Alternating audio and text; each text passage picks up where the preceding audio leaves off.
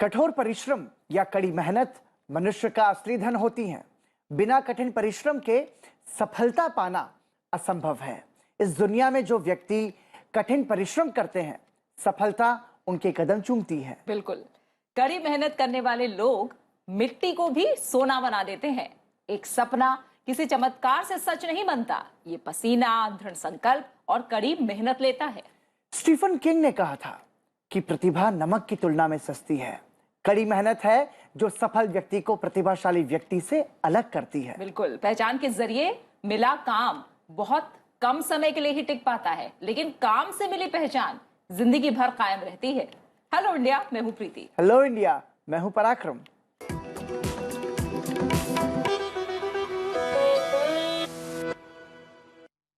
और इरादे अगर नेक हो और इच्छा शक्ति मजबूत हो तो असंभव को भी संभव किया जा सकता है। और ये उदाहरण भारत ने प्रस्तुत किया है।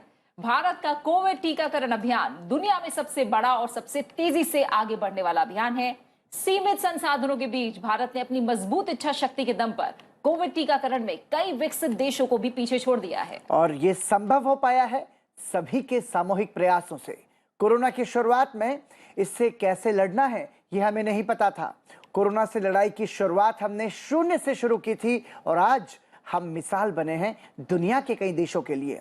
बेशक ये सफर आसान नहीं था, मुश्किलें बहुत थी, लेकिन फिर भी हमने ये उपलब्धि हासिल करके दिखाई। देश में कोविड वैक्सीनेशन की रफ्तार को देखें तो 279 दिनों में भारत ने ये उपलब्धि हासिल की है।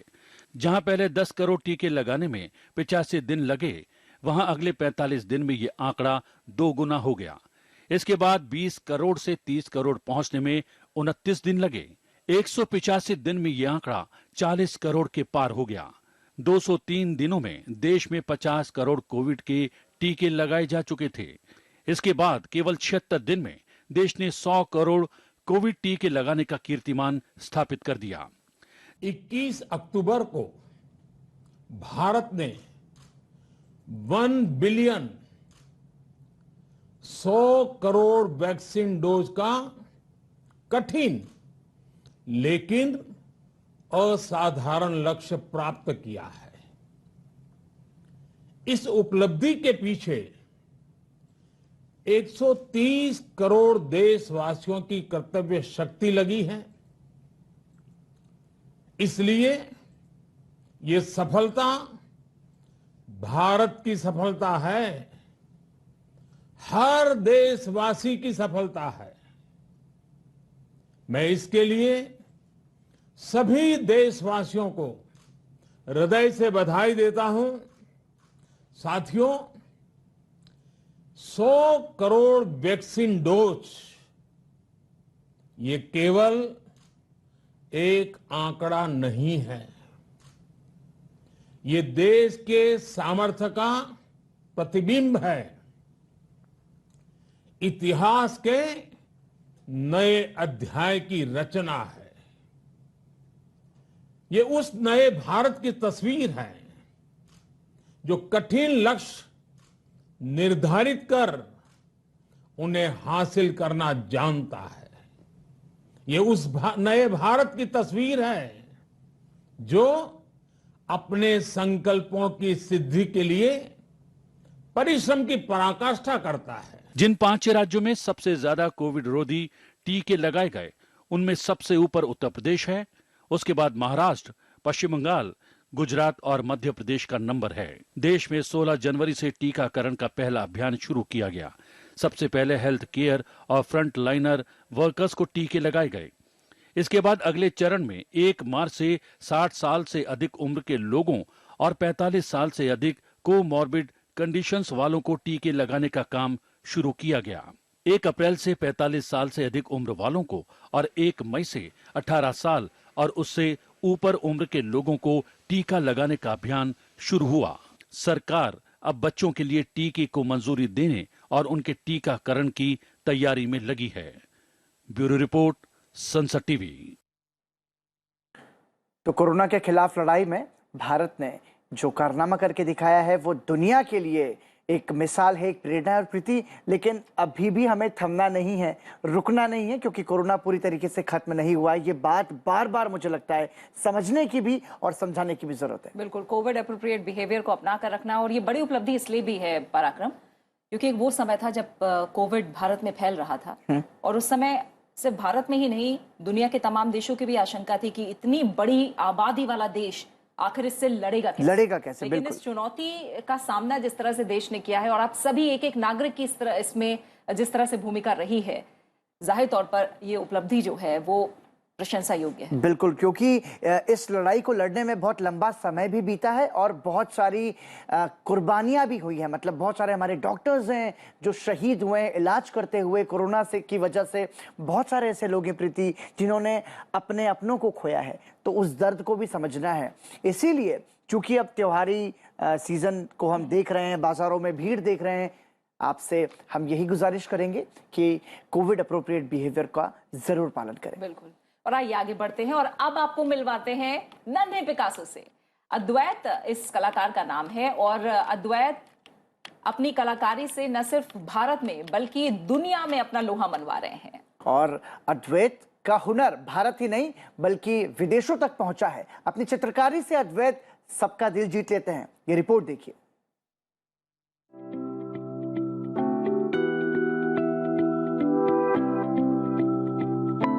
जिस उम्र में बच्चे माता पिता की उंगली पकड़कर चलना सीखते हैं, उसी उम्र से नन्हा अद्वैत रंगों में कैनवास पर ऐसी चीजें उकेर रहा है जिसे देखकर दुनिया भर में आर्ट लवर्स हैरत में हैं। आइए मिलते हैं भारत के इस नन्हे पिकासो से और जानते हैं आखिर अद्वैत को पेंटिंग करने की इंस्पिरेशन कहां से मिलती है। Dinosaurs, galaxies, ocean life, space. My inspirations usually come from these things.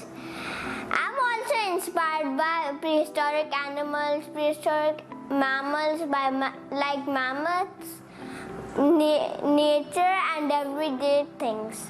Sometimes I feel my paintings are alive. अद्वैत 1 साल से भी कम उम्र का था जब उसने पहली बार अपने हाथों में ब्रश पकड़ा था। मूलतः पुणे के रहने वाले अद्वैत ने अपनी पहली प्रदर्शनी तब लगाई जब उसकी प्रतिभा देखकर एक गैलरी मालिक ने उसे पहली सोलो प्रदर्शनी करने के लिए आमंत्रित किया, और उस समय अद्वैत सिर्फ 2 बरस का था। वहीं साल 2016 में परिवार के साथ कनाडा जाने पर अद्वैत ने अपनी दूसरी solo painting exhibition Saint John art centre में लगाई। कनाडा की इस सोलो एग्जीबिशन में अद्वैत ने अपने हुनर से विदेशी कला प्रेमियों को भी हैरत में डाल दिया। दुनिया के सबसे प्रतिष्ठित माने जाने वाले New York fine art trade show art expo में भी अद्वैत अपनी पेंटिंग्स को प्रदर्शित कर चुके हैं। कनाडा के इतिहास में अद्वैत अब तक के सबसे कम उम्र के चित्रकार हैं। आज अद्वैत की पेंटिंग्स की कीमत लाखों में है। बेटे के काम को पहचान मिलने से अद्वैत के माता पिता बहुत खुश हैं। ये अपने बेटे को पूरी जिंदगी कला का लुत्फ उठाते हुए देखना चाहते हैं। बहुत अच्छा और एक गर्व महसूस होता है कि मेरा बेटा ने कुछ तो अचीव किया है जो लोग उसे जानते हैं, पहचानते हैं। ज्यादातर प्राकृतिक चीजों से प्रभावित अद्वैत डायनासोर, आकाशगंगा और समुद्र जैसी चीजें बनाना पसंद करते हैं। अद्वैत एक एविड रीडर भी हैं। किताबों को पढ़ने और लिखने को लेकर उनके कई फ्यूचर प्लान्स हैं। हालांकि वो ज्यादातर समय स्केचिंग और पेंटिंग में बिताना पसंद करते हैं। अद्वैत की पेंटिंग्स का जादू तब और बढ़कर बोला जब उन्हें ग्लोबल चाइल्ड प्रोडिजी अवार्ड्स 2020 के लिए चुना गया। इस अवार्ड के लिए देश भर से 13,000 एप्लीकेशंस के बीच कुल 8 लोगों का चयन हुआ, जिसमें अद्वैत का नाम भी शामिल था। वहीं अद्वैत को हाल ही में कला जगत में बेहद मशहूर माने जाने वाले हाई फ्लायर्स 50 के सम्मान से भी नवाजा गया है। देश के इस नन्हे कलाकार का दुनिया भर के कला प्रेमी खुली बाहों से स्वागत कर रहे हैं। इसी बरस जून 2021 में अद्वैत लंदन आर्ट बाइनियल में भी अपनी एक प्रदर्शनी लगा चुके हैं। साथ ही साल के अंत तक ये लंदन की गैग्लियार्डी गैलरी में भी अपनी पेंटिंग की सोलो एग्जीबिशन लगाने की तैयारी में है। अद्वैत मानते हैं कि कोई भी काम छोटा या बड़ा नहीं होता, बस उसे पूरी लगन के साथ किया जाना चाहिए। महज 7 बरस की उम्र में ये प्रतिभावान कलाकार न केवल वैश्विक कला जगत में अपनी पहचान को मजबूत कर रहा है, बल्कि देश का नाम भी ऊंचा कर रहा है।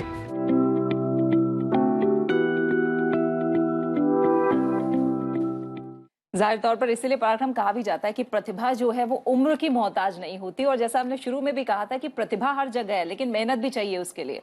तो आप देखिए अद्वैत किस तरह से मेहनत कर रहे हैं और अपनी प्रतिभा को दिन पर दिन और निखार रहे हैं। बिल्कुल, महज 2 साल की उम्र में अद्वैत ने अपने चित्रकारी की शुरुआत की और आज भारत ही नहीं बल्कि दुनिया के कई देशों में वो अपने नाम के साथ साथ भारत के नाम को भी आगे बढ़ा रहा है। तो हम ये कह सकते हैं प्रीति कि भारत में प्रतिभा की कोई कमी नहीं है। बेशक जरूरत है उन प्रतिभाओं को एक मंच देने की, जैसे कि अद्वैत को मिला। और इसी के साथ आगे बढ़ते हैं और अब बात करते हैं हमारी खास सेगमेंट टेक क्लास की। इस आधुनिक युग में पूरी दुनिया इंटरनेट के माध्यम से आपस में जुड़ी हुई है। ऐसे में आपने साइबर अपराध की कई सारी घटनाओं के बारे में और साइबर सुरक्षा के बारे में जरूर सुना होगा, लेकिन क्या आप जानते हैं कि साइबर सुरक्षा आखिर है क्या? यह आज के समय में क्यों जरूरी है? बिल्कुल, साइबर सुरक्षा की अगर हम बात करें तो ये कहा भी जाता है कि आगे जो वॉर होनी है दुनिया के बीच में, वो साइबर अटैक को लेकर साइबर के रूप में होनी है। इसलिए ये साइबर सिक्योरिटी की बात आज के समय में बहुत ज्यादा जरूरी हो जाती है। अगर आप साइबर सिक्योरिटी के बारे में जानना चाहते हैं तो टेक क्लास का आज का सेगमेंट देखिए। Cyber security computers, data, network और सॉफ्टवेयर को साइबर आक्रमण से दूर रखने का एक तरीका है। कंप्यूटर और नेटवर्क में मौजूद किसी भी तरह की सूचनाओं और डेटा को सुरक्षित और गोपनीय रखा जाता है। आसान से शब्दों में कहें तो साइबर सुरक्षा सिस्टम नेटवर्क और प्रोग्राम्स को डिजिटल हमलों से बचाने की एक कोशिश है। साइबर हमलों में मॉलवेयर सबसे कॉमन है। इसके अलावा virus trojans, spyware, ransomware, phishing, man in the middle attack, zero day, denial of service attack जैसे तरीकों से हैकर्स साइबर अटैक करते हैं। सॉफ्टवेयर को हमेशा लेटेस्ट वर्जन पर अपडेट करें। एंटीवायरस सॉफ्टवेयर का इस्तेमाल करें। एंटीवायरस सॉफ्टवेयर आपके सिस्टम में वायरस को आने से रोकता है और फर्जी असुरक्षित वेबसाइट्स और प्रोग्राम को भी ब्लॉक कर देता है। लॉगिन सिस्टम्स में हमेशा मजबूत पासवर्ड का इस्तेमाल करें। पासवर्ड ऐसा रखें जिसका कोई भी व्यक्ति आसानी से अनुमान ना लगा सके। किसी अनजान ईमेल से आई ईमेल अटैचमेंट को कभी भी ना खोलें, क्योंकि इसमें वायरस हो सकता है। अनजान ईमेल से लिंक पर क्लिक ना करें। किसी भी तरह की पेमेंट सूचना को देखने से पहले उसकी जांच कर लें और ट्रस्ट मार्क जरूर देखें। वाईफाई नेटवर्क्स भी असुरक्षित हो सकते हैं, इसलिए आप man in the middle attack का शिकार ना बने, इसलिए सतर्क रहें। और किसी भी तरह की साइबर सिक्योरिटी के लिए, साइबर क्राइम की रिपोर्ट के लिए www.cybercrime.gov.in पर लॉगिन करें। तो हमारी सहयोगी अमृता टेक क्लास में साइबर सिक्योरिटी के बारे में आपको समझा रही थी। और वाकई प्रीति, हम बहुत सारे ऐसे केसेस देखते हैं आज जो साइबर क्राइम को बढ़ावा देते हैं। सोशल मीडिया पर, सोशल प्लेटफॉर्म्स पर जो वेबसाइट्स हैं, जो आईडीज है वो हैक हो जाती हैं और फिर उसमें पैसे मांगे जाते हैं गलत बहुत तरीके से। सारी पर्सनल इन्फॉर्मेशन है जो चोरी कर ली जाती है। जाहिर तौर पर जो इंटरनेट का जाल है वो हर जगह बिछा हुआ है। वो हमारे लिए सहूलियतें तो लेकर आया ही है, लेकिन चैलेंजेस भी इसके साथ काफी ज्यादा बढ़े हैं। इसलिए साइबर सिक्योरिटी को लेकर तमाम जो जानकारी है वो ज्यादा से ज्यादा होनी चाहिए, ताकि हम किसी भी तरह के साइबर अटैक से अपनी जो सुरक्षा है वो कर सकें। बिल्कुल। और प्रीति, इसके लिए बहुत जरूरी है कि आपके जो पासवर्ड्स हैं, आपकी जो सिक्योर्ड इंफॉर्मेशन है, उसको आप कभी भी पब्लिक मत करिए। ये बहुत इंपॉर्टेंट है और समय पर इसे बदलते रहने की भी जरूरत है। बिल्कुल, ये छोटे छोटे स्टेप्स हैं जो बड़े काम के साबित हो सकते हैं। आइए टेक क्लास के बाद अब हम आगे बढ़ते हैं और बात करते हैं न्यूज यू कैन यूज की, यानी एक ऐसी खबर जो आपके काम की है। पीएम गति शक्ति मास्टर प्लान को मंत्रिमंडल की हाल ही में मंजूरी मिली है। ये केंद्र सरकार की मल्टी मॉडल कनेक्टिविटी के लिए नेशनल मास्टर प्लान है। किसी भी देश के विकास में उस देश के बुनियादी ढांचे का विकास काफी महत्वपूर्ण होता है। सरकार के मुताबिक गति शक्ति योजना भारत के इंफ्रास्ट्रक्चर सेक्टर के लिए गेम चेंजर साबित होगी। आपको बताते हैं कि क्या है प्रधानमंत्री गति शक्ति योजना और इससे कैसे आम आदमी को फायदा पहुंच सकता है। गतिशक्ति एक डिजिटल मंच होगा जो सरकार के 16 मंत्रालयों को आपस में जोड़ेगा। इससे करीब 100 लाख करोड़ रुपए की परियोजनाओं की प्रभावी मॉनिटरिंग होगी।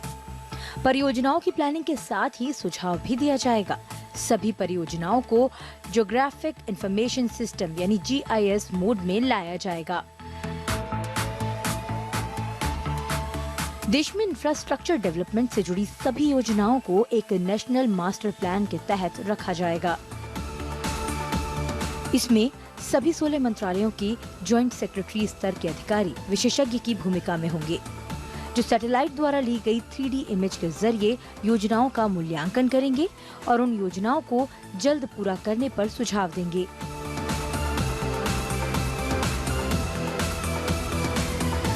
इस प्लेटफॉर्म के जरिए सभी 16 मंत्रालय एक दूसरे के काम पर नजर भी रखेंगे। इससे कलेक्टिव रिस्पॉन्सिबिलिटी बढ़ेगी। ये डिजिटल मंच बुनियादी ढांचा विकास को गति देने में मदद करेगा। इससे उद्योगों की कार्यक्षमता बढ़ेगी, बेहतर प्लानिंग और प्रोडक्टिविटी बढ़ेगी।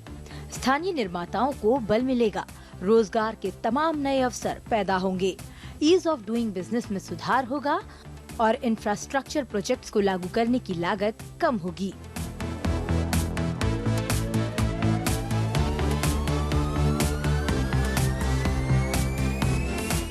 गतिशक्ति योजना के लिए 16 मंत्रालयों की फेहरिस्त में रेलवे, सड़क परिवहन मंत्रालय, पोत मंत्रालय, IT, टेक्सटाइल, पेट्रोलियम, ऊर्जा और उड्डयन जैसे मंत्रालय शामिल हैं।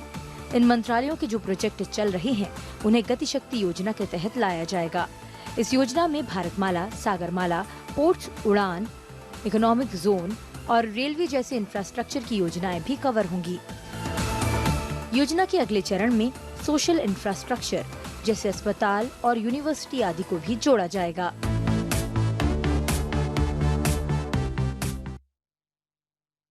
जाहिर तौर पर गतिशक्ति योजना, इसमें 16 मंत्रालयों को जोड़ा जा रहा है और जाहिर तौर पर जो स्टैंडर्ड होगा, जो सुविधाएं होंगी वो वर्ल्ड लेवल की होंगी और इससे कहीं ना कहीं आम आदमी को फायदा बहुत पहुंचेगा। और किसी भी देश के विकास के लिए उसका इंफ्रास्ट्रक्चरल डेवलपमेंट बहुत जरूरी होता है। तो गतिशक्ति योजना के माध्यम से कोशिश ऐसी होगी कि हमारे देश की जो आधारभूत बुनियादी ढांचा है उसको और ज्यादा बेहतर, सुदृढ़ और मजबूत बनाया जाए, जिससे सबको फायदा पहुंचेगा। बिल्कुल। और आइए इसी के साथ हेलो इंडिया में रुक रहे हैं, ले लेते हैं एक छोटा सा ब्रेक। और ब्रेक पर जाते जाते आपको सुनाते हैं कैलाश खेर की आवाज में जो भारत ने 100 करोड़ वैक्सीन का लक्ष्य हासिल किया है, उस उपलब्धि पर बनाया गया ये गीत के साथ आपको ब्रेक पर छोड़े जाते हैं। बने रहिए हमारे साथ। नृत्य का अटूट संबंध है मंदिरों के साथ, क्योंकि हमारा नृत्य जो है, हमारी कलाएं हैं, वो देवार्पित है, समर्पण भाव से होती हैं, न कि खुद को दिखाने के लिए।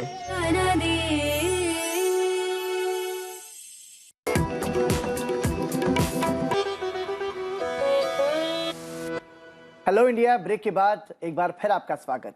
भारत त्योहारों का देश है। हमारे देश में पर्व और उत्सव का सिलसिला चलता ही रहता है और ये त्योहार उल्लास और उमंग से भर देते हैं। बाजारों में आने वाले पर्व की रौनक दिखाई दे रही है। बिल्कुल।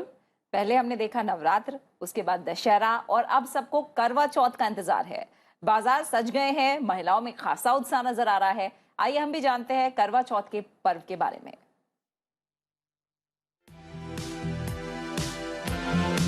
भारत त्योहारों का देश है। भारतीय संस्कृति और सभ्यता में तीज त्योहारों का समावेश पौराणिक काल से है। भारतीय संस्कृति और तीज त्योहार कुछ इस तरह आपस में गुथे हुए हैं कि एक दूसरे के बिना अर्थहीन प्रतीत होते हैं। इनका प्रभाव हमारी जीवन शैली, स्वास्थ्य और मानसिक और सामाजिक विकास पर देखने को मिलता है।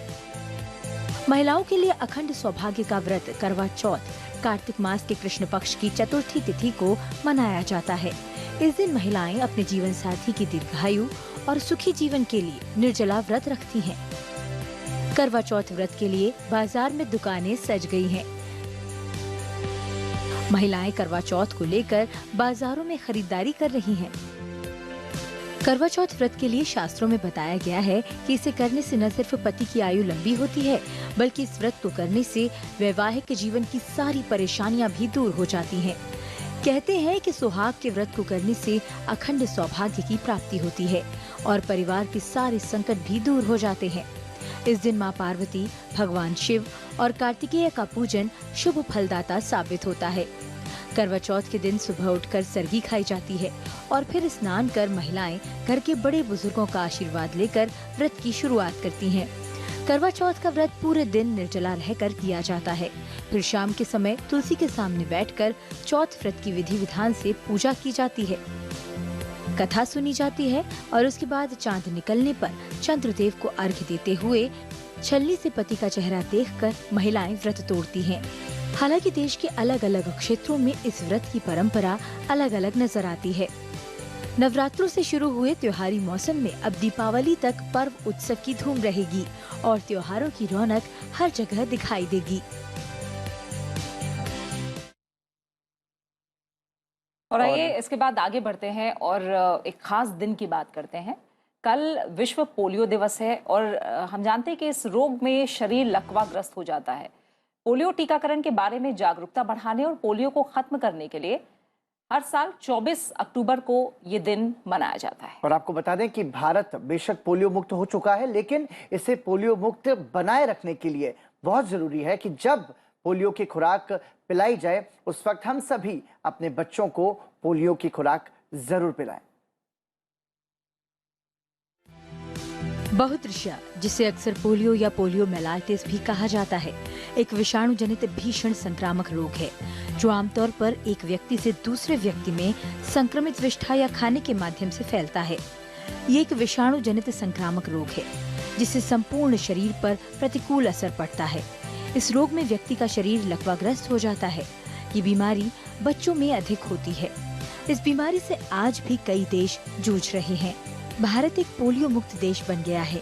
पोलियो टीकाकरण के बारे में जागरूकता बढ़ाने और पोलियो को खत्म करने के लिए हर साल 24 अक्टूबर को दुनिया भर में विश्व पोलियो दिवस मनाया जाता है। विश्व पोलियो दिवस पोलियो मुक्त दुनिया की ओर वैश्विक प्रयासों को उजागर करने और दुनिया के हर कोने से पोलियो उन्मूलन की लड़ाई में उन लोगों के अथक योगदान का सम्मान करने का अवसर प्रदान करता है। विश्व पोलियो दिवस पोलियो मुक्त दुनिया की ओर वैश्विक प्रयासों को उजागर करने का एक मौका है। साल 1970 में पेस्टर इंस्टीट्यूट ऑफ इंडिया ने पहली बार ओरल पोलियो वैक्सीन बनाई। साल 1988 में वर्ल्ड हेल्थ असेंबली ने पोलियो उन्मूलन को लेकर एक रेजोल्यूशन पास किया और तय किया कि साल 2000 तक पोलियो खत्म हो जाएगा। भारत में पोलियो उन्मूलन के लिए राज्य स्तर पर प्रयास शुरू किए गए। वर्ष 1985 में तमिलनाडु ने रोटरी क्लब के सहयोग से पोलियो प्लस अभियान की शुरुआत की। वर्ल्ड हेल्थ असेंबली के रेजोल्यूशन को अपनाते हुए तमिलनाडु और केरल में साल 1993-94 में बड़े स्तर पर टीकाकरण अभियान शुरू किया गया। दिल्ली में अक्टूबर 1994 में पहली बार पूरे राज्य में पोलियो टीकाकरण अभियान की शुरुआत की गई और दूसरा चरण दिसंबर में शुरू किया गया। वर्ष 1994 में डॉक्टर हर्षवर्धन दिल्ली सरकार में राज्य के स्वास्थ्य मंत्री थे। उन्होंने दिल्ली में 3 साल तक की उम्र के बच्चों के लिए पोलियो ड्रॉप अभियान बड़े स्तर पर शुरू किया और इसमें काफी सफलता मिली।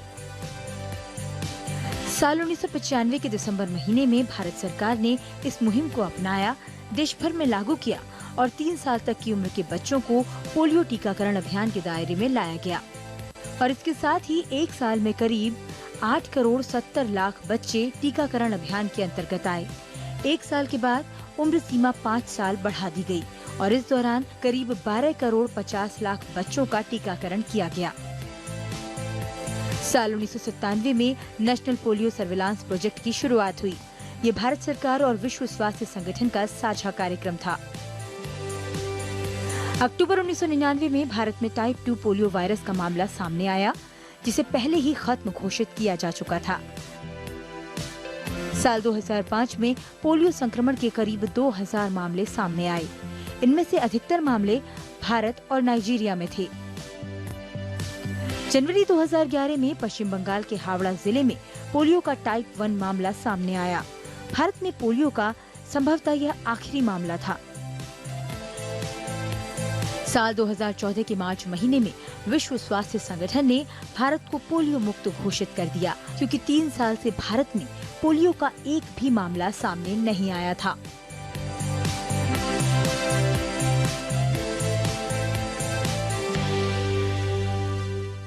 तो 2011 में पश्चिम बंगाल में प्रीति भारत में पोलियो का एक आखिरी मामला जो सामने आया था, और 2014 में विश्व स्वास्थ्य संगठन ने भारत को पोलियो मुक्त देश घोषित किया, जो हम आज भी बने हुए हैं। बिल्कुल, लेकिन अब जैसा हमने कहा कि इसे लेकर जागरूकता की बहुत ज्यादा जरूरत है। समय पर जरूर अपने जो 5 साल से छोटे बच्चे हैं उन्हें पोलियो की ड्रॉप जरूर पिलवाएं, क्योंकि पराक्रम हम बता दें कि जब चीन को पोलियो मुक्त घोषित किया गया, उसके 10 साल बाद 2011 में चीन में पोलियो के कई मामले आए, उनमें कुछ लोगों की 2 लोगों की मौतों की भी खबर थी। यानी ये खतरा लगातार बना हुआ है कि भारत में पोलियो के मामले वापस ना आए, क्योंकि पाकिस्तान अभी तक हम जानते हैं पड़ोसी मुल्क है और वहां वो अभी तक पोलियो मुक्त नहीं है। इसलिए इसे लेकर ढिलाई बरतने की बिल्कुल जरूरत नहीं है और समय पर अपने बच्चों को जरूर पोलियो की खुराक पिलवानी, क्योंकि पोलियो बेशक एक संक्रामक रोग है और इसमें जैसा कि आपने जिक्र किया कि पाकिस्तान अभी तक पोलियो मुक्त नहीं हुआ है, बांग्लादेश में भी शायद कमोबेश यही स्थिति है।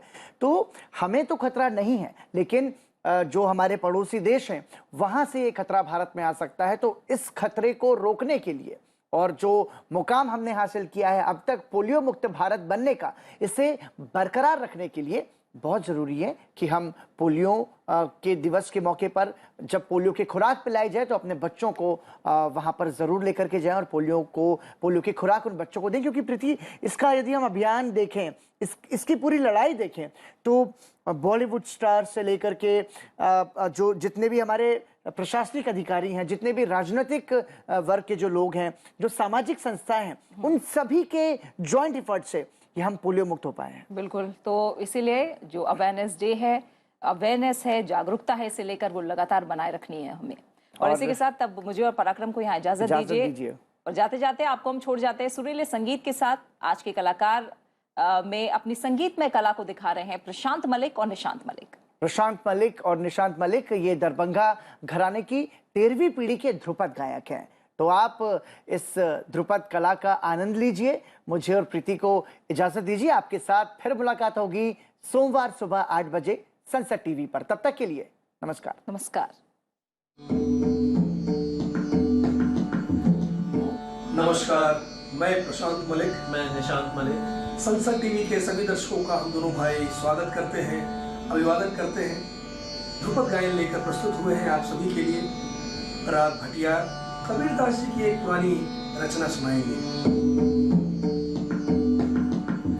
मोको कहाँ ढूंढे बंदे, मोको कहाँ ढूंढे बंदे, मैं तो तेरे पास में, ना मैं देवल में, ना मैं मस्जिद में, ना काबे कैलाश, मोको कहाँ ढूंढे बंदे। खोजी हो तो तुरंत ही मिली हो, पल भर की तलाश, कहे कभी